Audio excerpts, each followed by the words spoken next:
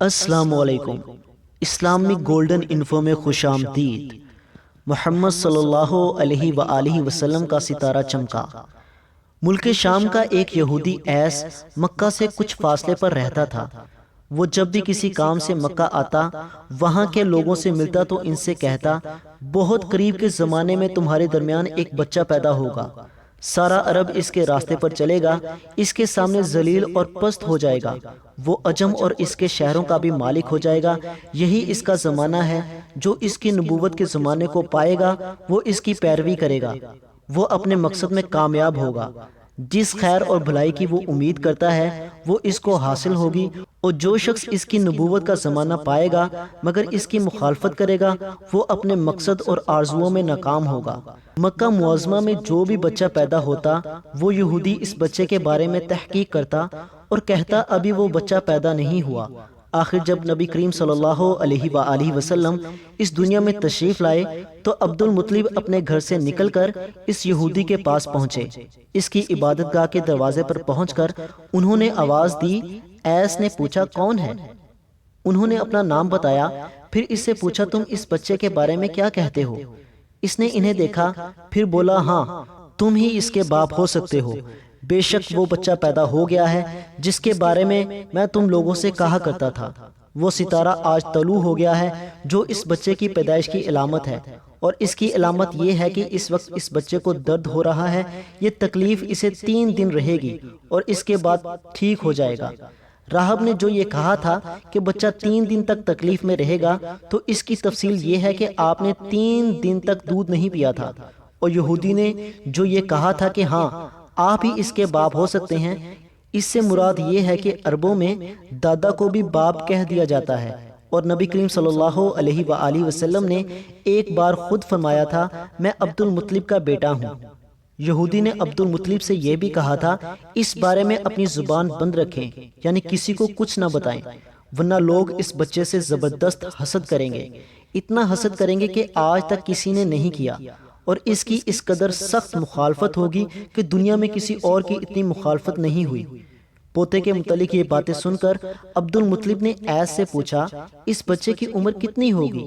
یہودی نے اس سوال کے جواب میں کہا، اگر اس بچے کی عمر طبی ہوئی تو بھی 70 سال تک نہیں ہوگی، بلکہ اس سے پہلے ہی 61 یا 63 سال کی عمر میں وفات ہو جائے گی، اور اس کی امت کی اوسط عمر بھی اتنی ہوگی۔ اس کی پیدائش کے وقت دنیا کے بت ٹوٹ کر گر جائیں گے۔ یہ ساری علامات اس یہودی نے گزشتہ انبیاء کی پیشن گوئیوں سے معلوم کی تھی، اور سب بالکل سچ ثابت ہوئیں۔ قریش کے کچھ لوگ عمر بن نفیل اور عبداللہ بن حجش وغیرہ ایک بت کے پاس جایا کرتے تھے۔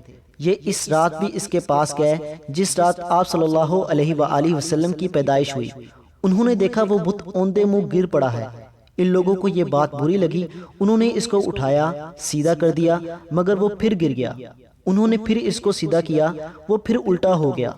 ان لوگوں کو بہت حیرت ہوئی، یہ بات بہت عجیب لگی۔ تب اس بت سے آواز نکلی، یہ ایک ایسے بچے کی پیدائش کی خبر ہے جس کے نور سے مشرق اور مغرب میں زمین کے تمام گوشے منور ہوں گے۔ بت سے نکلنے والی آواز نے انہیں اور زیادہ حیرت زدہ کر دیا۔ اس کے علاوہ ایک واقعہ یہ پیش آیا کہ ایران کے شہنشاہ کسریٰ نوشیروان کا محل ہلنے لگا اور اس میں شگاف پڑ گئے۔ نوشیروان کا یہ محل نہایت مضبوط تھا، بڑے بڑے پتھروں اور چونے سے تعمیر کیا گیا تھا۔ اس واقعے سے پوری سلطنت میں دہشت پھیل گئی۔ شگاف پڑنے سے خوفناک آواز بھی نکلی تھی۔ آپ کی پیدائش پر ایک واقعہ یہ پیش آیا کہ فارس کے تمام آتش کدوں کی وہ آگ بجھ گئی جس کی وہ لوگ پوجا کرتے تھے اور اس کو بجھنے نہیں دیتے تھے، لیکن اس رات میں ایک ہی وقت میں تمام کے تمام آتش کدوں کی آگ آنن فانن بجھ گئی۔ آگ کے پوجنے والوں میں رونا پیٹنا مچ گیا۔ کسریٰ کو یہ تمام اطلاعات ملی تو اس نے ایک کاہن کو بلایا۔ اس نے اپنے محل میں شگاف پڑنے اور آتش کدوں کی آگ بجھنے کے واقعات اسے سنا کر پوچھا، آخر ایسا کیوں ہو رہا ہے؟ وہ کاہن خود تو جواب نہ دے سکا، تاہم اس نے کہا، ان سوالات کے جواب میرا ماموں دے سکتا ہے، اس کا نام سطیح ہے۔ نوشیروان نے کہا، ٹھیک ہے، تم جا کر ان سوالوں کے جوابات لاؤ۔ وہ گیا، سطیح سے ملا، اسے یہ واقعات سنائے۔ اس نے سن کر کہا، ایک عصا والے نبی ظاہر ہوں گے جو عرب اور شام پر چھا جائیں گے، اور جو کچھ ہونے والا ہے ہو کر رہے گا۔ اس نے یہ جواب کسرا کو بتایا۔ اس وقت تک کسرا نے دوسرے کہانوں سے بھی معلومات حاصل کر لی تھی، چنانچہ یہ سن کر اس نے کہا تب پھر ابھی وہ وقت آنے میں دیر ہے، یعنی ان کا غلبہ میرے بعد ہوگا۔ پیدائش کے 7ویں دن عبد المطلب نے آپ کا عقیقہ کیا اور نام محمد رکھا۔ عربوں میں اس سے پہلے یہ نام کسی کا نہیں رکھا گیا تھا۔